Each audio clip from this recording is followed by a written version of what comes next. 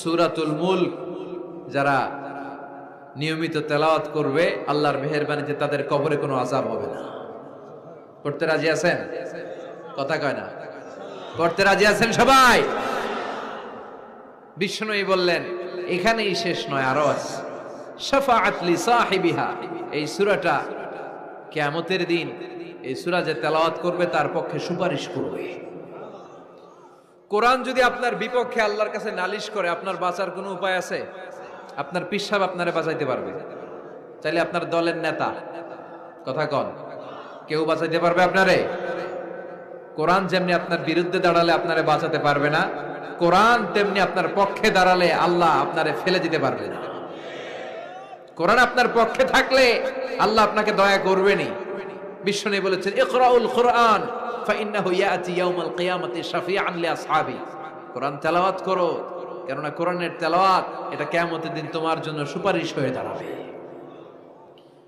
এজন্য বিশ্বনবী বললেন যে ব্যক্তি সূরাতুল মুলক নিয়মিত তেলাওয়াত করবে, এই সূরাটা কিয়ামতের দিন ওই তেলাওয়াতকারীর জন্য আল্লাহর কাছে সুপারিশ করবে। এখানেই শেষ নয়, বিশ্বনবী বললেন খাসামাত আন সাহিবিহা, এই সূরা যে তেলাওয়াত করবে তার পক্ষে আল্লাহর সাথে এই সূরাটা দাঁড়িয়ে তার পক্ষ নিয়ে আল্লাহর সাথে তর্ক করবে, ঝগড়া করবে। আল্লাহ তুমি ওরে জান্নাত দিবা না কেন, ওরে মাফ করবা না কেন, তুমি না গফুর, তুমি না গফফার, তুমি না রাহিম, তুমি না রহমান, তুমি মাফ করে দাও। ও মিয়া, সুপারিশ করতেছে কে? সূরাতুল মুলক। সুবহানাল্লাহ কইবেন না? কতক্ষণ এই তর্ক আল্লাহর সাথে সে চালাবে? হাত্তা আদখালাহুল্লাহুল জান্নাহ, যতক্ষণ না আল্লাহ তার জান্নাতে না ঢুকায়। এখানেই শেষ নয়, বিশ্বনবী বললেন মান ক্বারাআ বিহা ফি লাইলাতিন ফাকাদ আকসারা ওয়া আতাবা, রাত্রি বেলায় যে এই সূরাটা তেলাওয়াত করবে ওই পুরো রাতটাকে বরকতময় করে দিবে কে?